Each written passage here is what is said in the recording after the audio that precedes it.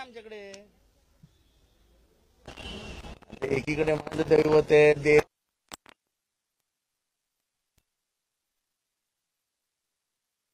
तेच कळत नाही. पक्ष घेतला ठीक आहे, निशाणी घेतली ठीक आहे, आमचे खासदार म्हणून पळवा आणि वरती बोमाम करा. एकत्र येतात एकत्र येतात एकत्र येतात. जर एकत्र येतात ते ह्यांना कशाला बोलवता? तथ्य असेल तर मी इथे कशाला बसलो असतो?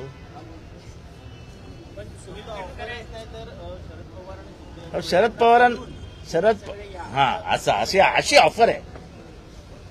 सगळे म्हणजे कोण? मी तर चान्सच नाही सगळ्यांमध्ये, मग अजून कोण? ज्या शरद पवारांना सातत्याने दैवत मानतो, शरद पवार आमचे देव दैवत सर्वस्व, त्यांच्याकडनंच आम्ही सगळं शिकलो. काय शिकले माहित नाही बाबा.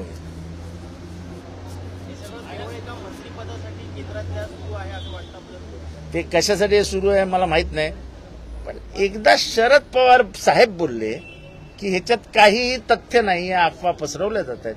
त्याच्यानंतर तुम्ही पत्रकारही आम्हाला प्रश्न का विचारता ह्याची मला जरा थोडीशी हे आहे की म्हणजे काय काय एक्झॅक्टली तुमच्या मनात काय अजेंडा? म्हणजे आम्ही असं आहे, निवडणुका संपल्या, त्याच्यानंतर नागपूरला सेशन झालं, त्याच्यानंतर 1 तारखेपर्यंत सगळे, त्याच्यानंतर ते बीडचं प्रकरण सुरू झालं. आम्हाला साहेबांनाही त्यांच्या कार्यक्रमात ते व्यस्त होते. त्याच्यानंतर मग वेळ मिळाला तर कार्यकर्त्यांशी बोलायला पाहिजे. आणि ह्याच्या अफवा पसरवल्या जातात. हे कार्यकर्त्यांचं मनोबल खच्चीकरण करण्यासाठी आणि एक अस्थिरता निर्माण करण्यासाठी पसरवल्या जातात. आणि कोण पसरवतं हे वेगळं सांगायला नको. एकीकडे बीजेपी आणि दुसऱ्याकडे बापाला आणि मुलीला सोडून या असे सांगणारे लोक आहेत.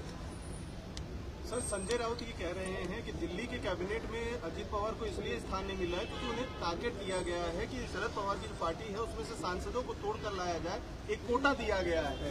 इसको लेकर क्या कहते हैं? क्या नहीं, देखो ये आपको जानकारी कुछ? संजय राउत बड़े नेता है, उनके पास खुफिया जानकारी होती है. मैं बहुत छोटा कार्यकर्ता हूं, मेरी सीमा YB चौहान के गेट पे खत्म हो जाती है. तो मेरी जितनी सीमा है उतना ही बात करता हूं मैं कि हमारे लोग कहीं नहीं जाएंगे. पर क्या पिता पुत्री को छोड़कर आ जाए? ज्या पद्धतीने सुरेश धस अजित पवार यांची भेट घेत आहे, सुरेश धसांनी आरोप केले होते अजित पवारांवर आणि त्यानंतर आता 2 दिवस या दोघांमध्ये भेटीगाठी होत आहेत. या भेटीगाठीचे कारण काय असावं? हे बघा की एखादी भूमिका घेतल्यानंतर आपल्या भूमिकेवर संशय घेतला जाणार नाही याचा प्रयत्न प्रत्येकाने करायचा असतो. मला बाकी काय त्याच्यात मला इंटरेस्ट नाही. माझी भूमिका स्पष्ट आहे, आमच्या पक्षाची भूमिका स्पष्ट आहे, आमच्यात कुठल्याही बदल होणार नाही. सर, वाल्मिक कराडांचे एक कारनामे बाहेर येतात. अहो हे अजून तर काहीच नाही हो. त्यांचा 302चा आरोप फक्त सरकारने टाकावा. कमीत कमी 50 कंप्लेंटवाले मीच घेऊन जाईल डीजीकडे. 50. सर, पण सुरेश धस यांनी ज्या काही छोट्या छोट्या बँका बुडीतामध्ये निघालेल्या आहेत, अर्थात ज्ञानराधा असेल, त्याच्यानंतर राजस्थान मल्टी इस्टेट ज्या मराठवाड्यामध्ये बुडीतामध्ये निघालेल्या आहेत, त्या बँकांच्या मालकांना वाचवण्यामध्ये देखील वाल्मिक कराड आणि धनंजय मुंडे यांचा प्रत्यक्ष सहभाग आहे असं आरोप करणार. सुरेश धसनी जेवढे आरोप केले तेवढे सगळे सत्य आहे. अहो त्यांचं गव्हर्नमेंट आहे ना आता. म्हणजे इतका 2014 सालानंतर गोपीनाथ मुंडे जे म्हणाले होते ते मला आठवतं की हा भस्मासूर आहे. हे कोण म्हणालेलं? मी म्हणतोय का? नाही, हे स्वतः गोपीनाथ मुंडे म्हणालेले की या भस्मासूरला मीच संपवणार. पण दुर्दैवाने तेच बिचारे अपघातात वारले आणि हा 2014 नंतर वाढत गेलेला भस्मासूर आहे. एक मिनिट, एक तो हिंदी में पूछो नहीं तो मराठी में पूछो यार. तुम्ही आता मगाशी म्हणाला की आपल्या भूमिकेवर संशय घेऊ नये असं प्रत्येकाने वागलं पाहिजे. तर सुरेश धस यांची आत्ताची जी भूमिका आहे ती संशय कसं आहे आता तुम्हीच करता ना, तुम्हीच करता ना. ते दादांना भेटले. अशा वेळेस जेव्हा युद्ध सुरू असतं तेव्हा समोरच्या सेनापतीला भेटायचं नसतं. राजकारण जरी असलं तरी उद्या जाऊन मी अगदी त्यांच्या घरीच जाऊन जेवलो तर माझ्या भूमिकेवर लोक संशय घेणार. त्यांनी असा बाईट दिलाय की उपसा सिंचनाच्या जे थकबाकी राहिली होती अजितदादांच्या खात्याकडे, ती मागण्यासाठी मी आज गेलो. चांगलं, आजचा मुहूर्त चांगला होता वाटतं. आज काहीतरी ग्रहमान पण बदललंय ना, कुठला तरी ग्रह एकत्र आलेत वगैरे, असं काहीतरी आहे. बघा तुम्ही, तपासून बघा. धनंजय मुंडेचा राजीनामा होत नाहीये, सरकार मागत नाहीये, अशी सरकारची काय अपरिहार्यता आहे ती तुम्हाला वाटते? कारण ते तुम्ही सरकार चालवणाऱ्या देवेंद्रजी फडणवीसांना विचारा. मी काय सांगू शकतो त्यांची काय अपरिहार्यता आहे. पण ह्याच्यातनं सरकार बदनाम होत आहे. आणि सर्वात हे सांगतो तुम्हाला की सर्वसामान्यांच्या मनात एक तर त्या खुनाबद्दल प्रचंड चीड आहे, प्रचंड चीड. आणि इतका घाणेरडा, इतका विकृत, इतका घृणास्पद क्रिया केल्यानंतर त्याला वाचवण्याचा जो काही प्रयत्न केला जातोय, मी अजूनही सांगतो, धनंजय मुंडेंनी खून केला असं माझं म्हणणं नाही, पण माझं 100% म्हणणं आहे की वाल्मिक कराडेचा प्लॅनर आहे.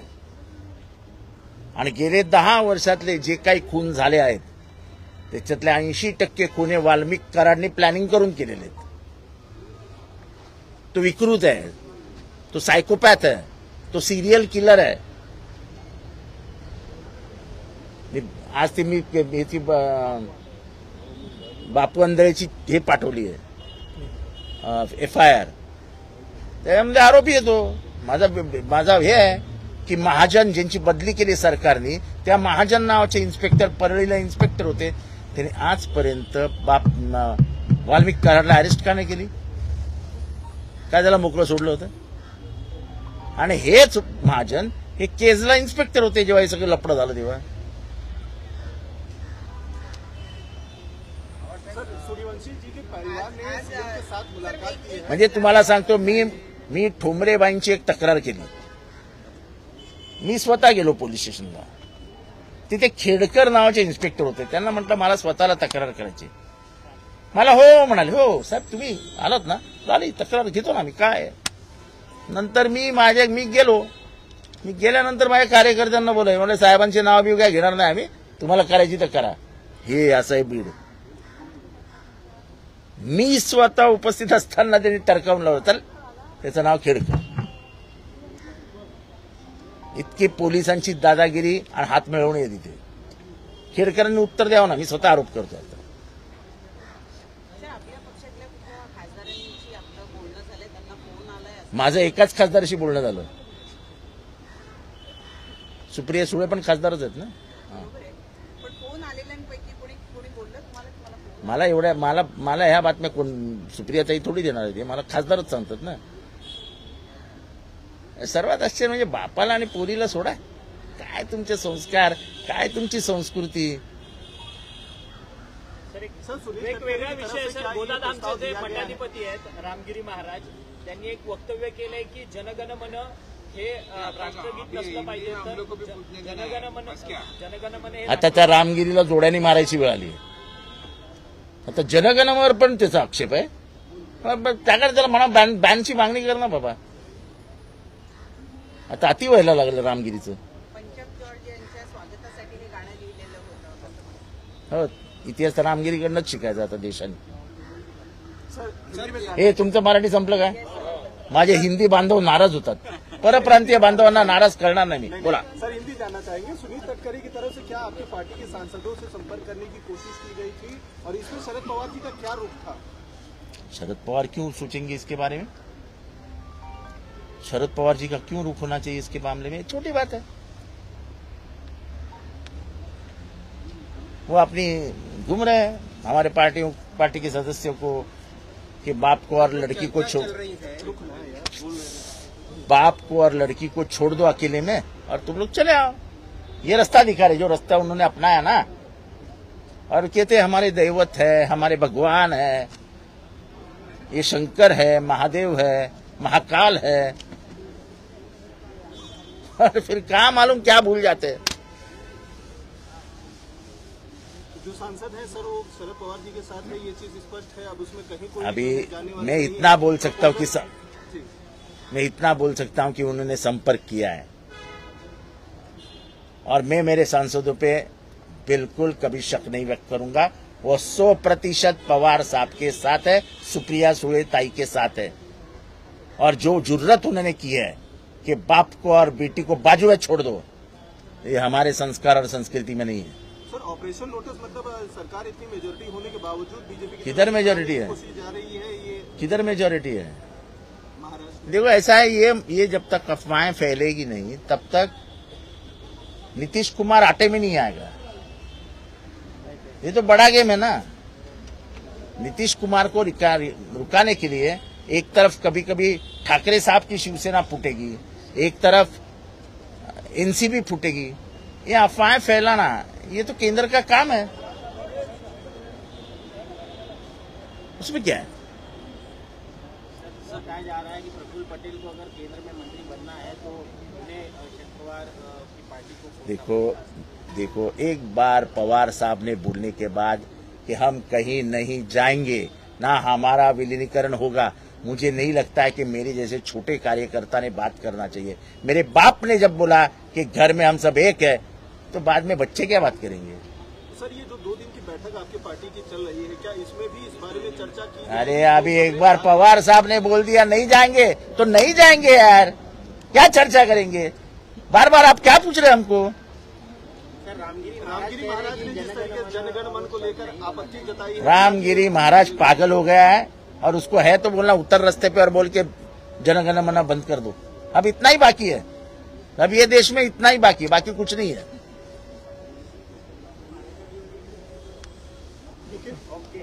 Thank you so much sir. Suryavanshi के ऊपर तो सवाल है मुख्यमंत्री से मुलाकात किया था, उनसे जो है मुख्यमंत्री ने आश्वासन दिया कि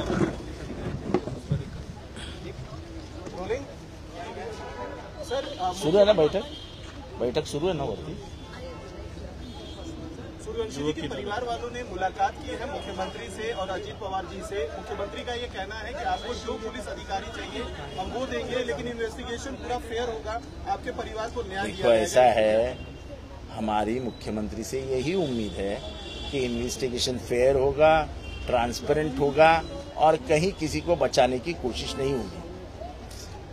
लेकिन इसके जो सेकेंड इन कमांड है, बीड में जो सेकेंड इन कमांड है वाल्मीकि कराड़, जो दिख रहा है चित्र वो तो बिल्कुल स्पष्ट है, और स्पष्ट केवल इतना है कि वाल्मीकि कराड़ को बचाया जा रहा है ताकि धनंजय मुंडे बच जाए। हमको मुख्यमंत्री पे पूरा भरोसा है कि मुख्यमंत्री ये गंदी बातें छुपाएंगे नहीं, ये महाराष्ट्र के सामने आएंगे और एक बार ही गुंडों का राज खत्म कर देंगे। ये महाराष्ट्र और संस्कार और संस्कृति के ऊपर बड़ा डब्बा लग गया है, ऐसा कैसा चलेगा यार? आज नया कोई तो भी स्कैम खुला है, वो क्या बैंक का स्कैम, नहीं वो टूरिस्ट नहीं, उधर बैंक का स्कैम खुला है। यानी हर रोज एक नया स्कैम खुलता है और सब में धनंजय मुंडे का ही नाम आता है। वो एक शिक्षण भर्ती का स्कैम खुलेगा अभी, 30 लाख एक शिक्षक से लिए है, वो भी भर्ती इन्होंने की है। 450 ज्यादा शिक्षक भर के रखे, 450 और 30 लाख रुपया गिनिए।